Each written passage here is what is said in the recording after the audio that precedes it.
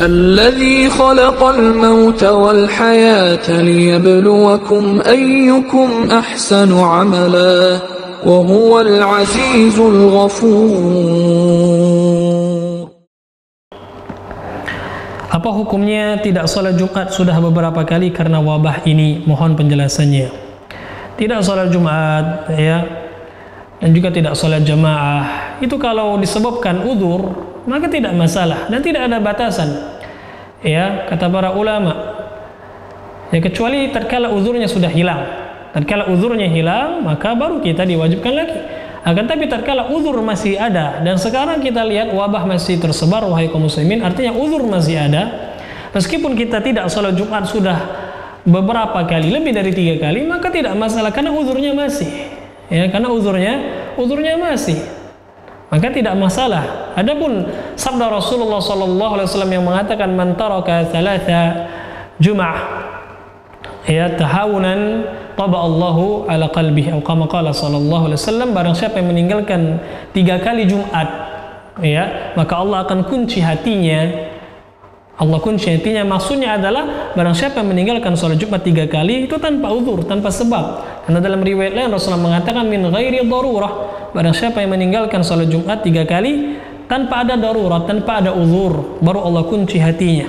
Tapi kalau kita sekarang ada uzur, maka meskipun kita tidak salat Jumat sudah 5-10 kali ya, maka tidak masalah. Selama uzur belum hilang maka masih tetap kita diperbolehkan. Dan kalau uzur hilang baru hukum wajib salat tersebut kembali lagi. Wallahu a'lam bissawab.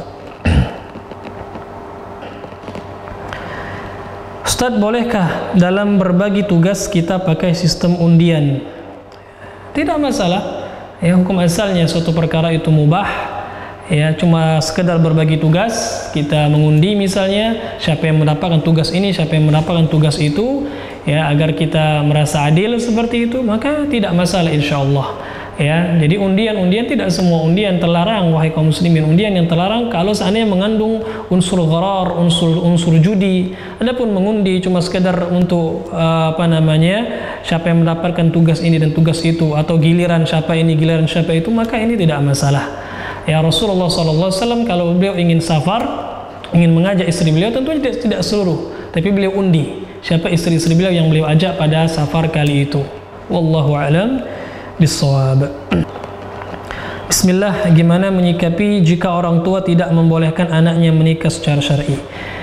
Kaum muslimin rahimani wa rahimakumullah ya, menyikapi perkara-perkara yang seperti ini dibutuhkan hikmah ya, dan hal seperti ini dalam masalah sikap ini tidak semestinya ditanyakan kepada dai, kepada ustaz. Kenapa? Karena dalam masalah sikap, mengambil sebuah sikap ini kadang-kadang tidak sama antara satu orang dengan yang lainnya. Saya pribadi tidak akan bisa ya memberikan arahan yang tepat seperti itu, bagaimana sikap seorang anak tatkala dia ingin menikah secara syar'i tapi orang tuanya menolak. Adapun hukum ya betul ditanyakan kepada ustaz, kepada para ulama, tapi sikap itu dikembalikan kepada kita. Jelas kita sudah tahu hukum-hukum bahwasanya nikah yang syar'i bagaimana, yang tidak syar'i bagaimana. Nah, untuk menyikapinya silakan kita timbang maslahat madarat ya. Kalau seandainya mendatangkan mudarat yang lebih besar, maka wallahu a'lam bissawab ya, kita ada kaidah dijelaskan oleh para ulama, irtikab akhaf dararain. Tatkala ada 2 madarrah yang berbenturan, kita cari madarat yang lebih kecil di situ. Barakallahu fikum, wallahu a'lam bissawab.